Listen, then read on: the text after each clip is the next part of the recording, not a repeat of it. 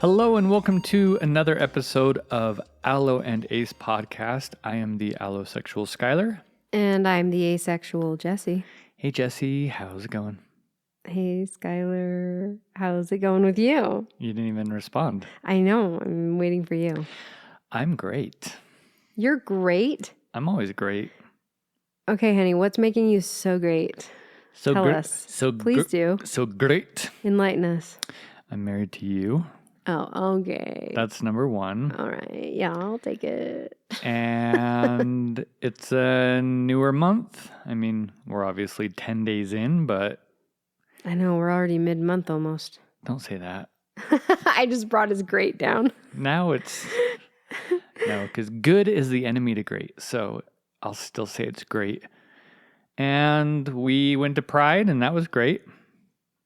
Great. I was just talking this morning with somebody that is awesome, a friend. Oh, I thought you were going to say me. I mean, I was talking to you this morning too, but this conversation didn't happen with you. When they asked me how I was doing, I said, decent. And we just both started laughing, and we just sat there and talked about how you respond to that question is, I don't know. It leaves the door open for so many things. So sometimes I've said interesting, like things are going interesting. And I feel like that is just a chaotic answer almost instantly. People are like, what's interesting? Is it a good interesting? Is it a bad interesting? Like, what's going on?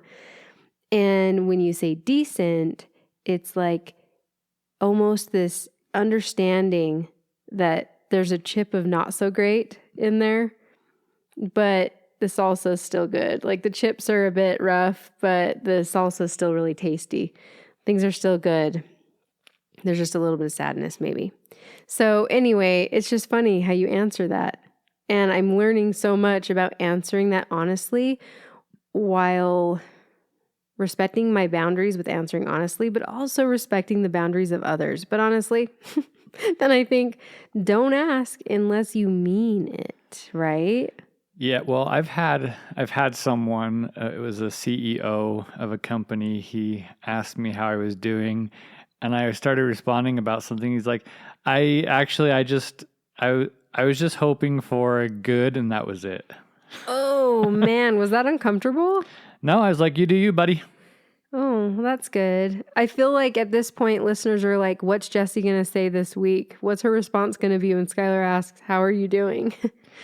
So my go-to at work is to say I'm living the dream, followed by even nightmares or dreams. Which makes me feel like he's saying he's living in a nightmare, which that feels interesting. I just like to throw people off, and that's it. It's really not. I would never say that I'm living a nightmare. So that's great. You're keeping it real in your own interesting way. Yeah. Yeah. But so I'm decent. You're decent. I'm great. I'm so happy that you're great. I just don't have a lot of reason to complain about anything. Like, I have no reason for my life to not be great, or at least, like, I'm not having the same emotional issues and self-discovery that you're having, where you're like having to be decent. I understand that. And I have multiple things going on. Like, if I'm looking at my day, I'm like, there's not a whole lot that I can complain about right now. And I'm not like breaking down. So I'm great. Well, then I am happy to be here whenever you're feeling decent. Good. And I'm happy to be here when you're feeling great too. So before we go further into the episode, because we could. Now that you've heard 4.5 minutes about how decent and great we are. This is the trigger warning part. This podcast is a podcast that discusses sexuality, specifically asexuality, but because it is a sexuality podcast, oftentimes we will talk about sex. And also in that, in the queer community, which asexuality is a part of, there might also be discussions of self-harm as well as SA. Yeah. And so we just want people to be aware of that. I try to, in the show notes, put any trigger warnings that, are possibly discussed after we record. Right. And you are having a moment listening where you need to step away, please, please, please do step away. Protect your mental health and make sure you're listening to those instincts. We are not professionals. No. This is merely our own opinions and life lessons, and we discuss them. Yeah, and we operate from honesty. I'd say that's the biggest word here. Probably curiosity and honesty. I was going to say curiosity. Yeah. Which we have people telling us, who cares? Why would anyone want to hear this about your lives? When we record like a TikTok. But to that I say, nay. Lots of people supposedly want to hear about it. So yeah. Well, we have some fun stuff to talk about today. I will say, to add to that. What? If this is your first time listening, why are you starting on episode number 10?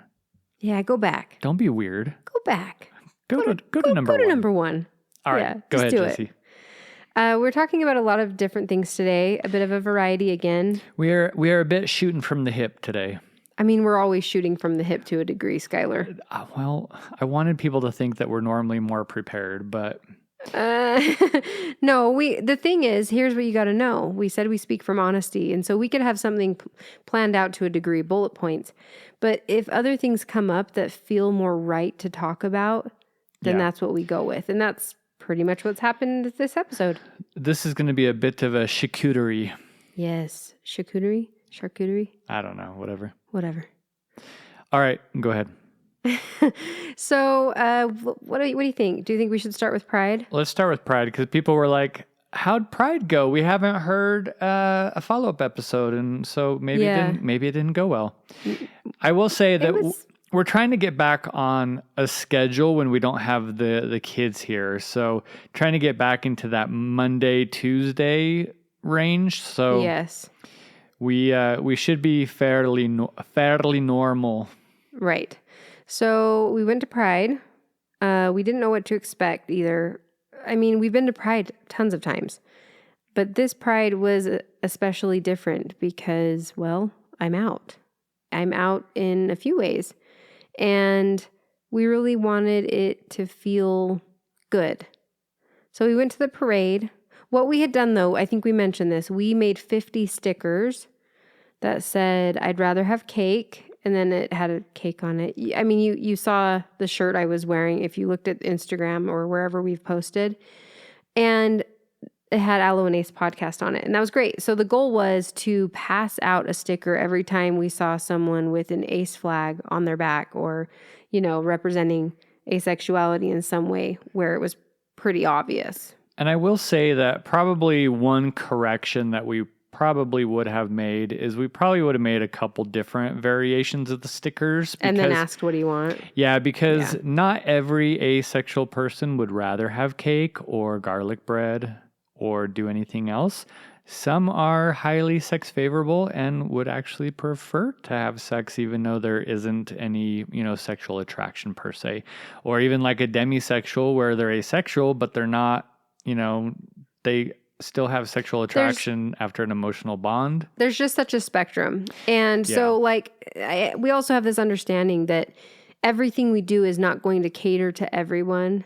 But now looking back, it would be nice to have a couple of options. Yes. But I think also most asexual people realize that it's a meme. And so it's more a tongue-in-cheek thing. It's not like an actual thing per se. It is for me, but yeah. It is for Jesse. And surprisingly, we don't have a lot of cake or garlic bread. But now I want cake. You're kind of a shit asexual, I guess.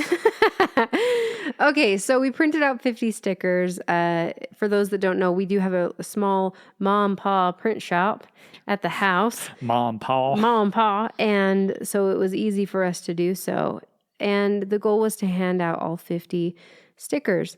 And there was somewhere around 150,000 people that attended Pride in Salt Lake. Which means statistically, if I could say that word, there should be 1,500 people. 1,500 people to give 50 stickers out to. Yeah. Unfortunately, but fortunately at the same time, we were only able to pass out 30. And I tell you what, we were there for a long time and we were watching like a hawk. Actually, some people were probably a little bit freaked out when we first walked up to them.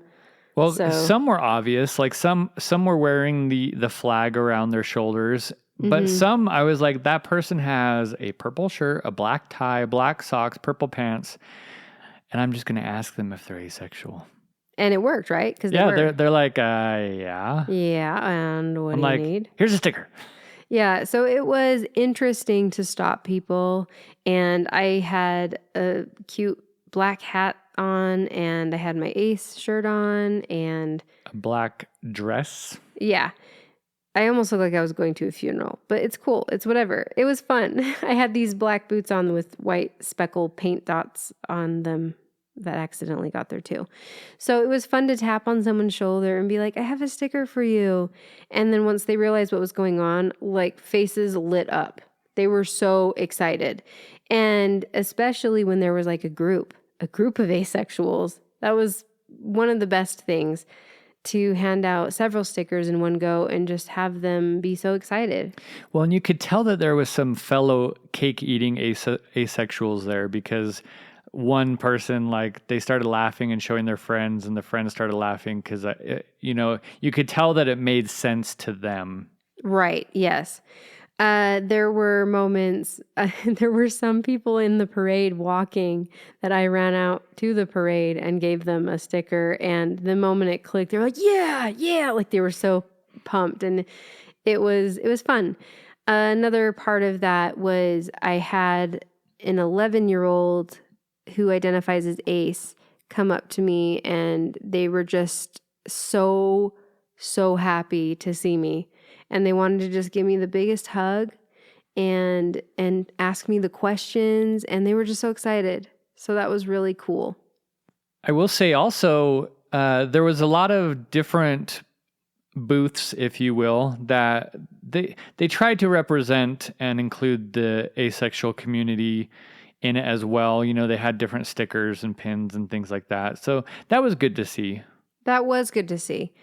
With that being said, it did show me that there is so many more possibilities for so much more representation, education, awareness. And so while I was so happy to have given out 30 of those stickers, it felt like not enough. Not enough. Yeah, like I should have been able to give all these 50 stickers out.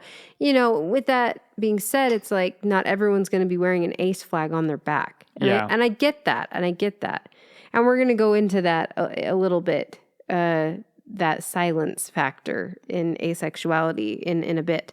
But what it really came down to for me is, if possible, next year, Skylar and I will definitely try our very best to have an Ace booth that's purely dedicated to asexuality and bringing awareness and education and community. Yeah, like what it is and what resources there are. Yes. And merch, stuff like that. Stuff like that. I think that it's needed. And I'm so happy to pursue that. And it also stapled in the fact that this podcast is a good thing. It's a good thing, even though it's hard and scary to be vulnerable sometimes with all of this. It is so worth it on every level, even through all the TikTok comments. Which they've slowed down, but there's still comments here and there. Yeah. So overall, Pride was good. Good. It gave me some insights. It gave me some understandings. It gave me some good experiences. How was it being at Pride wearing a Be Proud in purple and white gray lettering? I don't know if many people knew what it meant, or if they just thought, be proud. But I was happy to wear it, and I think next year certainly it'll be a bit more obvious, I think. Mm-hmm. But I also don't want to, necessarily take the spotlight away from you Yeah. and have everyone think that I'm asexual, because I'm not. Yeah. It was fun, though, having a bit of a competition with you, spotting the asexuals and giving out the stickers. Yeah. Like, who's going to get through their stickers first?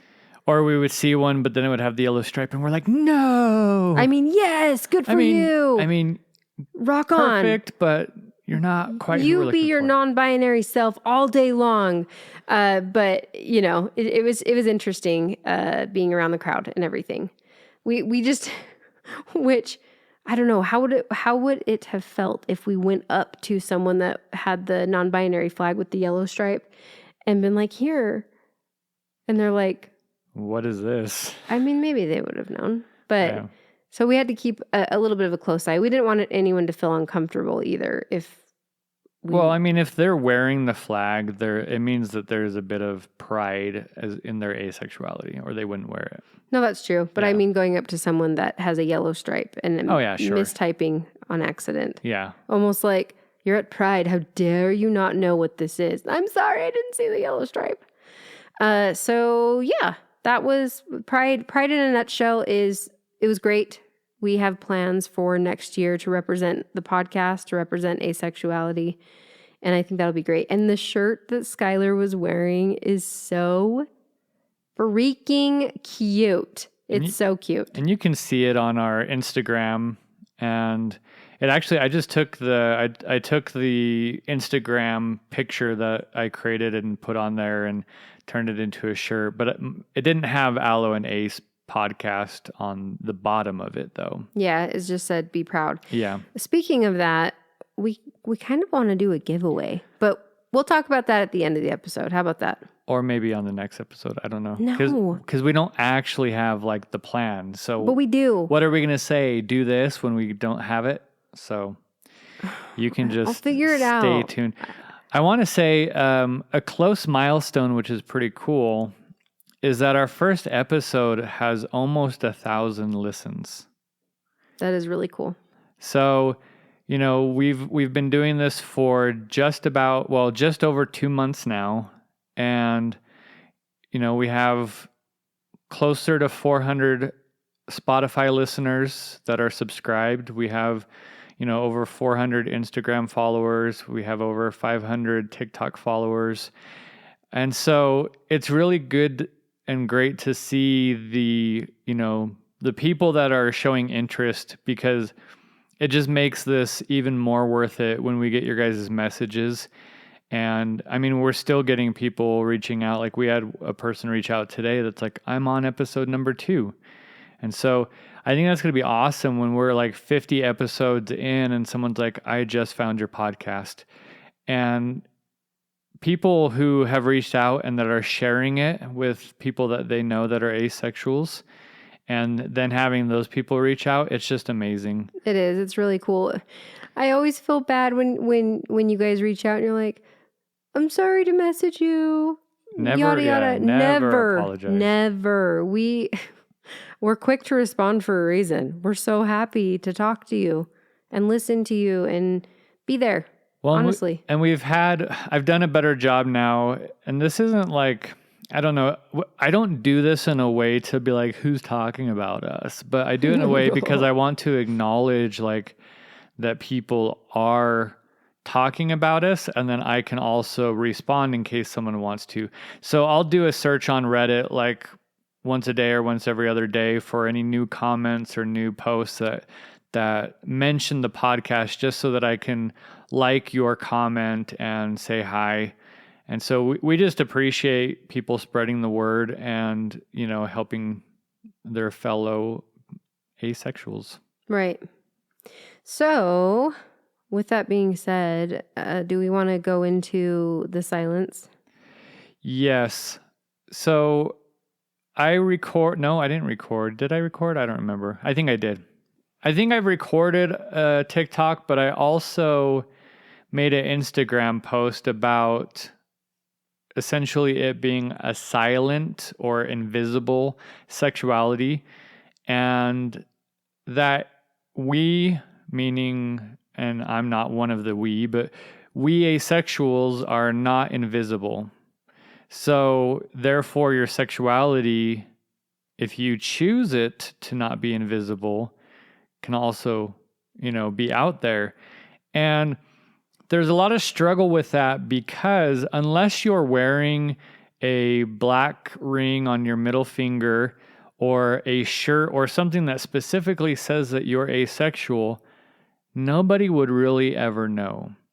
Because unlike same gender attraction or something like that, or being transgender and in transition or non-binary, people can look at you sometimes and see what you are or who you are.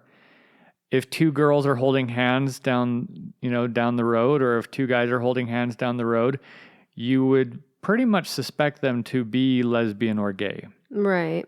But being asexual, You'd never suspect them to be asexual. Which is a lack of sexuality, not a lack of sexuality, a lack of attraction. People don't really know that. And so how do you, if you want to, represent yourself as asexual? And I guess why would you want to? Why does anybody want to represent themselves as who they are? And I think probably for Jessie, if I can speak for her as the man. Gross. Go ahead. I would say that it's because you want to live your most authentic life, and therefore you're going to be proud about everything that makes you who you are. That would be pretty accurate. The other big piece of that is I know how I felt growing up, feeling so different and feeling like I had to conform left and right all the time. And I want to save somebody from that so badly. Yeah. I want them to know that it's okay. You don't have to do that. You don't have to put yourself in sexual situations to prove that you're sexual, to prove that you have sexual attraction, to fix yourself. I want people to know that they don't have to fix themselves. And so I feel like with who I am and how I am, with how I present myself and talk, and I'm not scared to talk to crowds and with any of that, I feel like it's something I'm supposed to be doing is speaking up. Yeah, the other part I was going to say was that in education, because like you said, there are a lot of people that are struggling with this, and they don't even know what it is. Sometimes people don't even know that there is a word of asexuality. And I didn't really know. Yeah, and even what you did know, I don't know if you knew the correct term, really. I don't think I knew the word asexuality, honestly, until probably like a year and a half ago, maybe. In real terms, it's probably been thrown around here and there as an adult, but I never looked into it. I didn't know it. I didn't understand it. I didn't know anything about it. So it really wasn't in my vocabulary, which just led to me putting myself in more dangerous situations that I shouldn't have been in the first place. And for me, like the reason why I am not ashamed at all to tell anybody, like even I have coworkers and stuff that someone will say something and I'm like, oh yeah, my wife and I, we do a podcast. And they're like, oh really? What's your podcast about? And I'll be like, well, it might be TMI, but since you asked, my wife came out as asexual. And so we have a podcast about being in a mixed orientation marriage where she's asexual and I'm not. I'm allosexual. And a lot of guys I would think could potentially be embarrassed to admit that their partner is asexual. Oh, because it's like your person's not attracted to you. Not only that, but just I will say, you schmuck. A lot of and this is probably an assumption, but I would feel like it's possibly a semi-accurate assumption, is that The reason why I would say a lot of asexuality people lean more towards less sex favorability is because without the sexual attraction, it probably is a little more difficult to, I would say, want to participate in that if it's not aimed towards someone. So, Well, to me, it just feels really fucking annoying. Sorry, excuse my language. yeah, so I think there's the other aspect of it too that guys would be embarrassed to admit is that they're possibly in a near sexless marriage Or because sexless marriage. yeah, because asexuality tends to have that stereotype of the garlic bread and the cake. Yeah, even though it's not all like that, that is Yeah. the stereotype that it's put out there. And there's certain, and we acknowledge this all the time. There are people who are sex favorable. There are people who are indifferent that are willing to, for their partner, have sex, and that is totally fine if it's consensual and done, in a healthy way, and the boundaries are Right. clear. What do you think are the biggest misconceptions about asexuals? Do you think that when you say my wife came out as asexual, what do you think someone's first thought is right out the gate? I don't know, actually. Do you think they think, oh, she hates sex? Probably. But I don't know what they think because I don't know if they know what it means. Or do you think they think that I'm non-binary? I think Because I've heard that too. I think it would be probably common for them to think that either you're more gay than anything. Is that because of the way that I look? Well, no. Well, I mean, possibly. I mean, and those who don't know, Jessie, at least right now has a very androgynous look. And when her hair is longer, and when we say longer, the longest it's ever been, that in the last 6 years has been to her shoulders. Yeah. But I just think that people assume that you're gay or non-binary. I know that there's probably a big assumption that a lot of asexual people have some sort of autism. Yeah. And so I don't know, but all I know is that I'm not afraid to tell people. And we talk about this, like, I am going to be the biggest supporter of the asexual community as I can. Mm-hmm. And I'm going to speak up, and I'm not going to speak for you as your voice, but I'm going to speak up with you as our shared understanding and experience. Right. I feel like you just look at it like it's more opportunity. It is an opportunity to just normalize it. Right. When I say more opportunity, I mean when someone asks, oh, is there anything new in your life? And you say, oh, my wife and I started a podcast about this.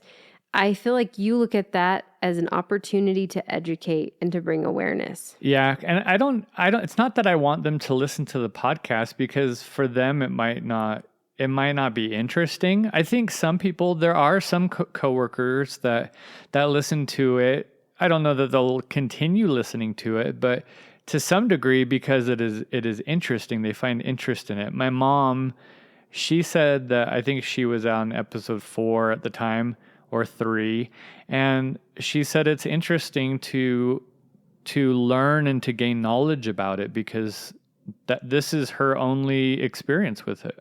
Right, and it's a lot of people's only experience with it. And the interesting thing about you and I's lives are we surround ourselves. We have a lot of queer people in our lives, not only on a familial level but on a friend level, and so, but also like ethical non-monogamy, where we talk to other people and they're like, I don't know a single person who is in an open relationship, Mm-hmm. At least admittedly. And I feel, it's not even a secret here, okay? No. It's becoming like not even a secret in Utah. It's not even a secret thing. It is funny because like polyamory is associated with like the infinity symbol, and you'll have like people that'll have like the infinity symbol with like love, and they probably just think like, oh, infinite love, and they have it on their car. And everyone who understands polyamory, they're looking at them and being like, "Oh, are you poly?" Which we've done. Which people, yes, we have. And there are some people that don't like saying poly for polyamorous. Just wanted to point that out there. I would say that my experience is the majority don't care. I've heard it here and there, because of the Polynesian community. Yeah, well, I can't speak too much further on it than that, but I know that that's the reason. Yeah. And that makes sense. And so I guess, the only thing we can do is do better. So yeah. I don't know that I would call Polynesian people poly by, in and of myself, because that would be like, that'd be like me calling, like Mexican people Mexis. Oh my gosh. Like I wouldn't do that. Where are we even going right now with this conversation? Okay, wait. I don't know. I have something to go into. What is that called? A tangent? Sidetracked? Segue. Segue into, I had asked what you think people's initial thoughts were. When I think a secondary thought is like, oh, so your wife's your roommate, pretty much. We were recently tagged in a TikTok. I don't know. What do you call them? A TikTok? Tagged, a repost, a stitch? Well, because TikTok is the name of it. So are you watching TikToks on TikTok? I think you're watching a TikTok, yeah. Alrighty then. All right. Well, correct me if I'm wrong, listeners. Someone made a comment on a TikTok that said, that just sounds so dumb, that basically said, you should ask Aloe and Ace if they feel like that they're roommates, because sex in their marriage is not, there essentially. You say, it's not. It's not. No, pause. They're in a regular way. Wait, I didn't even see this. That's your fault. But anyway, essentially the person was saying something along the lines of, there being a lack of sex as intimacy in marriage is like negative. And apparently they make a lot of different videos and comments regarding that. And I essentially went in there and just said, when you put sex on a pedestal as a hierarchy in intimacy, then, obviously that causes issues where we find love and intimacy in many different ways. And so our relationship isn't lacking or something along those lines. Yeah. I think that you could have a really amazing roommate or housemate. I think that that's possible and it can be meaningful. But I have to say, if you are in a romantic relationship with somebody and you are referred to as, oh, so they're just a roommate, that does not feel good, because I certainly do not engage in any of the same ways with anybody else like I do with Skylar. So it just feels like a downgrade immediately. And the sad thing is, his roommates could be cool. They could be great. But this is a romantic relationship. So I think that one gets me a bit. And that's not to... Like, you could just have any roommates. Like, your wife is just a roommate. You could go find a roommate anywhere you want. That's what it almost feels like that too, I think, now that I'm thinking about it live recording. Well, I think you're specifically talking about us, because obviously there are aromantic people which still want to be in relationships. Right. And so theirs doesn't have to be romantic. Right. What I'm saying is, I do think that there is a difference between a non-romantic relationship and a romantic one. And so when people are saying that a romantic relationship is a roommate and not romantic, pretty much, that's when I think it's not okay. When you know for sure that you're saying we're in a romantic relationship and they refuse to accept that and acknowledge it for what it is. Not that there is a hierarchy in a romantic relationship being more important. And that's the perfect opportunity to actually go into something else that I wanted to talk about. Platonic relationships are incredibly important. incredibly important. They are powerful. They are impactful. They can mean everything to somebody. And they have it's a very different kind of connection than a romantic relationship is. Well, and even like you explained in episode 8, they still have just as much heartache as a non-platonic, but like a romantic relationship when there's a breakup. They do. And I mean, I'm sitting here saying have your platonic relationships, value them, love them. And I'm going through this grieving process, obviously, from what I mentioned before, of my best friend breaking up with me. And so please value those relationships. They should be valued just as much. And I do think it's very sad that they aren't valued as high as they should be, because they mean so much in a different way than romantic relationships do. Well, and recently, this kind of ties into episode 7. Recently, we were watching a TikTok. People are going to be like, do you guys just watch TikTok?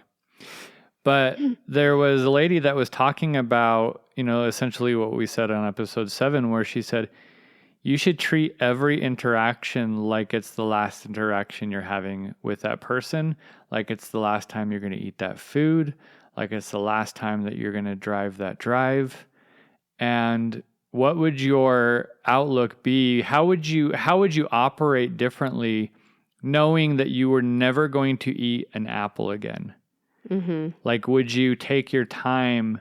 Would you like let the flavor sit in, the citrus versus the sweet? Would you, chew it slower? If you're looking through that lens of, this is the last time I'm going to see this sunset, this is the last time I'm going to see this or feel this, I think it could change your whole life.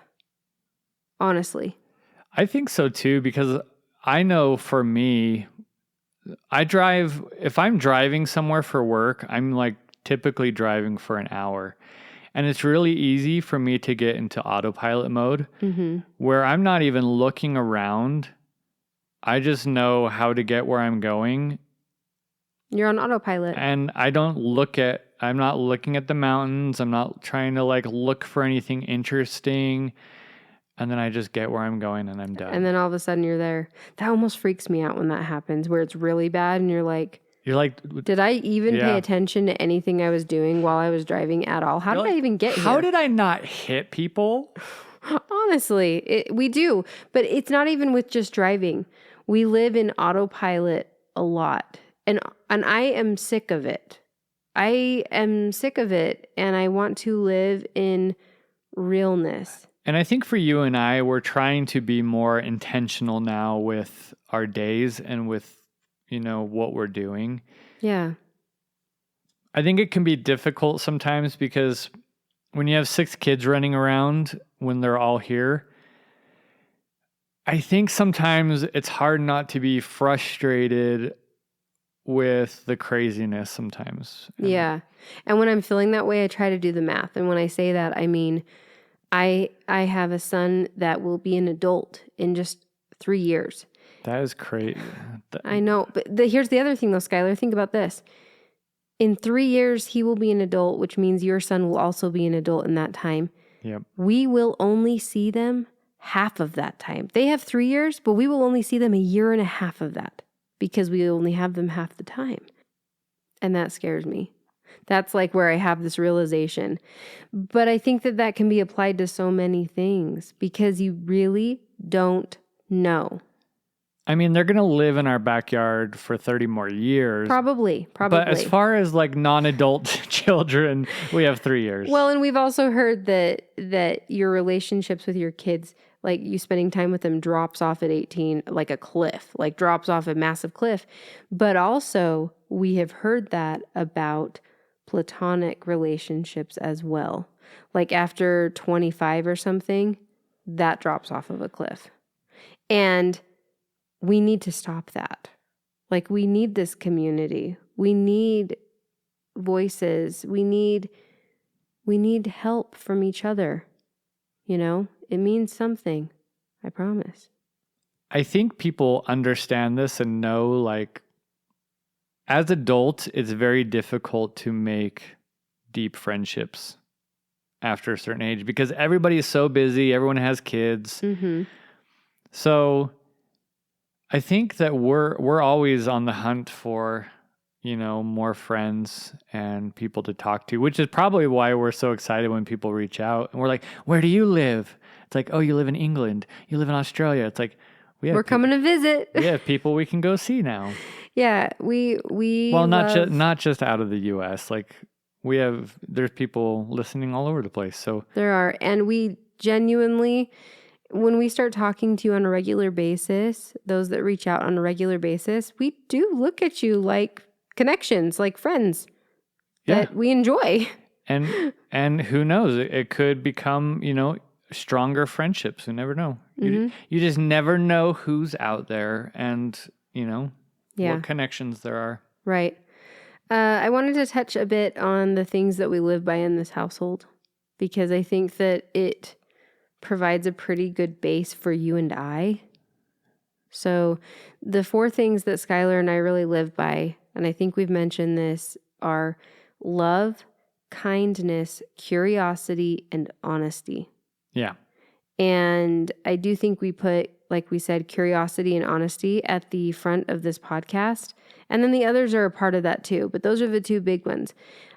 I think that creates a pretty solid base for great communication. Yeah. And even with your children, like if your children understand that as long as they are honest with you, that, they can tell you anything, and you promise that you'll handle it in a, kind and curious way. It's the lying that is the issue. Yeah. And don't you think that applies to your partners as well, or partner? Yeah. I mean, you expect me to be 100% honest. And there are people that think that I'm not. There's people that think that I don't mean what I say. They think he's faking it. I have no reason to fake it. Yeah. There's literally no reason to fake it. Like even, I'm saying like a lot. Well, if you're scared. Scared of what though? Scared that I'll leave you. Okay, but if the whole idea is for us to live our authentic, curious, honest lives, that doesn't mean necessarily that like for me to be with you, I'm not living an authentic life as an allosexual. Yes, but it's also this understanding that, okay, say you did come to me and you did say something that I just cannot get on board with. The reality of that is if that is important enough to you that you need that and I can't be on board with it, what's the reality of that, Skylar? Then you will say, then go find what you need to. Exactly, which I is won't sad. I won't be a part of it, but you can certainly find that if that's what is important in your life. Right, because you do deserve to live authentically to you. If that's what I'm deeming as a necessity for me to live authentic. Right. Because I don't think for me that not having sex means I'm not living an authentic allosexual life. But there are so many that would say that is. And they can certainly speak for themselves. Wait. Okay. So here's another piece of this discussion. It's the distaste that a lot of the asexual community has towards allosexuals. This one's a tricky one. Because I think as an asexual, we've seen a lot of distasteful things happen, right? We've been disregarded. Things that have said, things that have been actions. done. Yes. So it's hard not to generalize. You know what I mean? However, I do think it's possible, as long as somebody is curious, I think it's possible to learn a few things. And I can get on board with somebody feeling like sex can be really important What I can't get on board with is putting sex on such a high pedestal that you are forgetting all of the other amazing things and ways that you can connect. I think that that's honestly the problem, is that everyone seems to be forgetting all of the other non-sexual ways to be connecting. And they can still be romantic, even being non-sexual in a lot of ways. So I don't have any issues with somebody feeling like sex is important. The only time I have an issue with that is if they are disregarding all of the other ways. And unfortunately, I do think that that happens a lot. And the other interesting thing, though, is that if you are prioritizing all of the other ways and you're in a relationship where you're having sex, I honestly think that the sex is going to be so much better if you have the other things as well. I believe that having all those other ways is just going to make your relationship better overall. Yes. Because as an allosexual, what happens is you look at a lack of sex as something that's negative, and then you distance yourself from your partner, which means that everything else stops. There's less hugging, less kissing, less cuddling, less normal touch, less intimacy that doesn't involve sex. Because when the sex stops, you get frustrated. And then when you're frustrated, you get resentment and disappointment. And then you have that feeling of, well, why do I want to do these things for you that you want to do when it gives nothing to me back? Yeah. Because you're not looking at the opportunity of connection as a way to connect. You're only looking at it as a way to get something that you want. Yeah. I have a question for you. Sure. As an allosexual, how much power do you think has been given to sex because of society pressures, capitalism, versus biological for an allosexual? Well, I've tried to think about this because we know that on a DNA level, if you will, on a biological level, which is the whole issue that a lot of people have with asexuality, right? Is it goes against like nature. Right, which is why I said specifically as an allosexual. Well, that's what I think it really. But that's what I'm looking at, is I'm trying to think at, like, if you just took a random, couple that didn't have society, didn't have TV shows, didn't have like those pressures, would there be as much biologically pulling them? Would the guy essentially act the same? I don't think so. But I'm an asexual, so. And so that's the thing, is because we look at nature and you have a lot of similar traits in like monkeys and even animals, dogs, just whatever. Like, look at the male dogs. How much do they just hump everything? But then you have like the female dog that during heat really wants to, right? Mm-hmm. So there's like that correlation, which again, I'm not trying to like include or exclude like specific genders and stuff. I'm just saying you have a male dog versus a female dog. And you can see a correlation oftentimes in society where, men are looked at as like these horny, beings. And you have females that are, during their time of a month, or not even the time of the month, during ovulation, where they're in quote unquote heat. And do female dogs just take it though when they're not in heat, or do they snap? I think they snap more. Like, because get the F off of me. Yeah, because the female dogs are actually like, they're like trying to get it. It's weird. Like I've seen it in horses too. Like, I grew up in a farm area, and so I saw it with like our horse versus the neighbor horse, and like our horse was like trying to climb over the fence, and the female horse was like taunting him. It was the weirdest thing. But so it's hard to say like how much is like nature versus, societal pressures. I think that there Societal teaching. I think there is a lot of like, pressures too, because as a man, you're supposed to be a certain way and you're supposed to act a certain way. Right. And But if you don't, society has taught us that. yeah.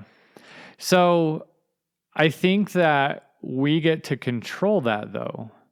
And that's what I've learned to do myself is to take, what these expectations are, what it means to be, a cis white male and Cis white straight male.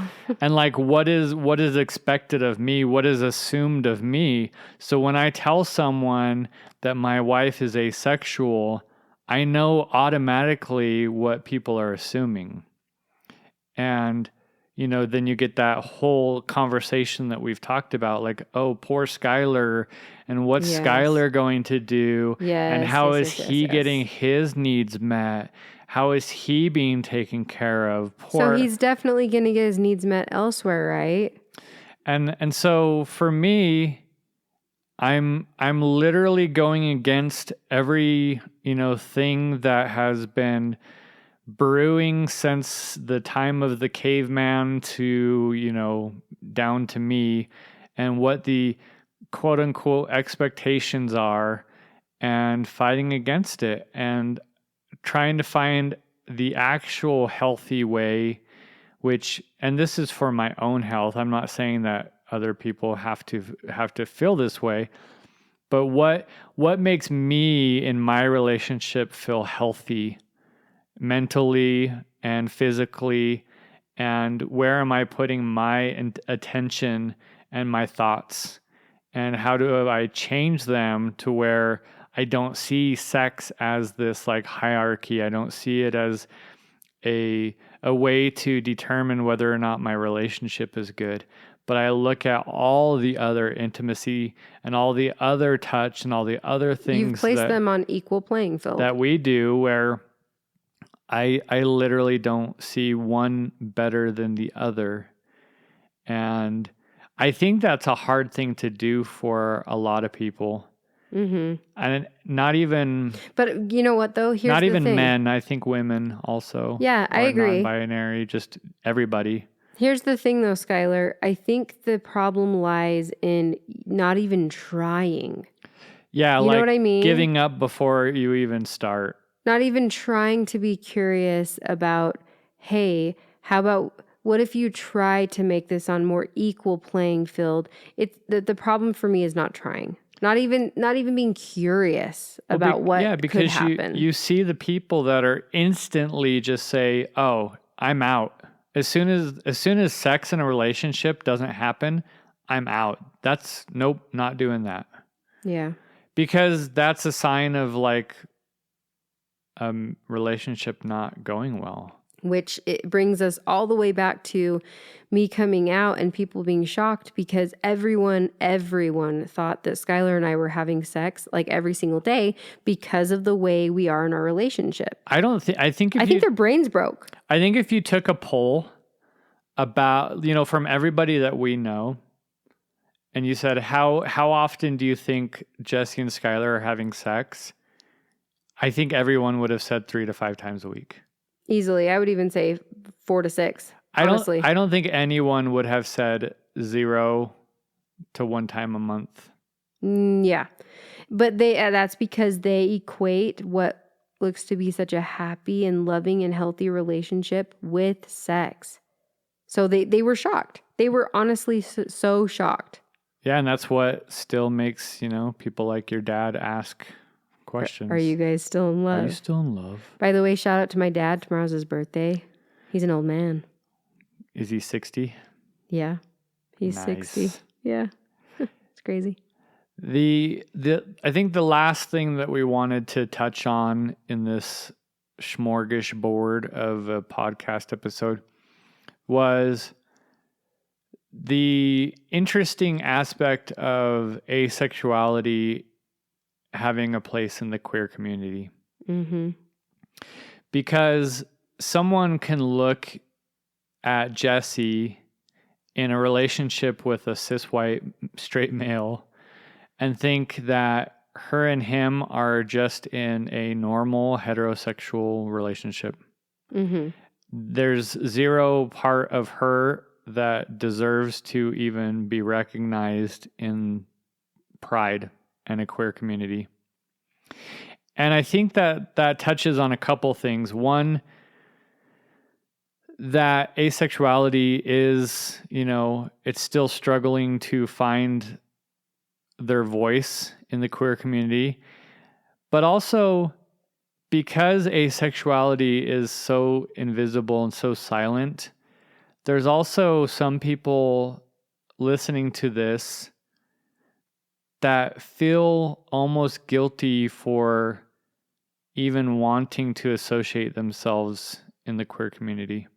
Yeah. Because if you don't have any other letters associated with your identity, then what? I'm just going to tell someone that I don't have sexual attraction. Yeah. Before coming out, I always just looked at the LGBTQIA plus community as a place for minority sexual orientations. Yeah. That's it. I never put any other thought into it. That's what I related it to. And so it's interesting coming out as asexual and knowing that that isn't how everyone looks at it. There's all these different little layers to it and nuances and cherry picking and Gatekeeping. Yeah, gatekeeping. And I'm just not about that. I'm about being supportive and inclusive to all of those that are in a minority sexual orientation. So I think part of that too is you need to, if you're listening and your partner, you suspect them to be asexual, or maybe even they themselves have told you that they're asexual, you have to be careful who you tell that they're asexual, because they might not want anyone to know. They might not want to have a banner around their shoulders at Pride. They might not want to claim being queer. And so you just really, that's kind of a conversation you should really have with your partner to make sure that they're okay with you telling people. Yeah. And that it's not something that you surprise someone with, that, because people like tea. They do. And you tell one person and everybody's going to know. And so a lot of the time, yes. So being that we have a podcast, I know that there's probably not anybody that Jesse would be like, well, don't tell that person. Yeah, and I talked about this a little bit last episode where I felt comfortable talking about my own son identifying as asexual because he himself talks about it, in a public sense to a degree. He wants to wear asexual shirts and whatnot. So it is a fine line though. It is. Well, and also the way that you tell it and the way that you react to it are going to really tell people how you feel about it. Mm-hmm. Or even like if you're accepting or not. Yeah. Because when I say my wife's asexual, I don't say it in a negative way. And I don't have people being like, oh. Like to that degree. I mean, people might say that. We've talked about our friends having a reaction, but I don't say it like, yeah, recently my wife, she discovered that she's asexual. She's asexual. Well, what does that mean? Well, she's not really sexually, attracted to me. She doesn't like me like that. And people will be like, oh God, like, yeah. Like I don't say it like that. I'm like, oh yeah, my wife's asexual. She's not sexually attracted to anybody. Yeah. And our marriage is great. And we started a podcast. And they're just like, oh, great. Awesome. Yeah. I wanted to say, finishing up this episode, if you are someone that doesn't feel like they have a safe place to come out as asexual, but you'd like to talk to somebody about it, you can always message us and tell us about it if you'd like. And how can they do that, Jesse? They can do that by reaching out literally on any platform. You could DM us anywhere. You could email us also at aloeandacepodcast@gmail.com. It's true. It's true. Or you can text me at 801. Hey, you already gave away that we live by a base. Knock it off. Well, I did call someone. I did have a phone call with someone, so. You did. So Skylar did. At least one person has my number. That's true. You did. I should make a Google Voice number for the podcast, and then people can text it. People could text it or call in and leave a question. That'd be kind of fun. Yeah, maybe I'll get that set up. Yeah. Real quick though, too. I think I've said that 3 times. Yeah. We really do want to do a giveaway. I'm not going to give any details in the sense of entering, but what we have in mind is 2 winners for now. And that person... And it doesn't matter what country you live in either. Nope, it could be anywhere. And that person will get a few stickers, a shirt, a water bottle, and I think there was something else. Was there something else? Don't know. I can't remember. I think it was a shirt, a sticker, and... No, a few stickers. Yeah, a few stickers and a water bottle. I think that was it. Okay, well, you might get something thrown in there random too, because that'd be funny. A random child. A potato. You get a potato. One of our children. Anyway, so I'm excited for that to come about. So be looking forward to that, yes. All righty. Thanks for listening. Thanks for listening. Bye. Bye.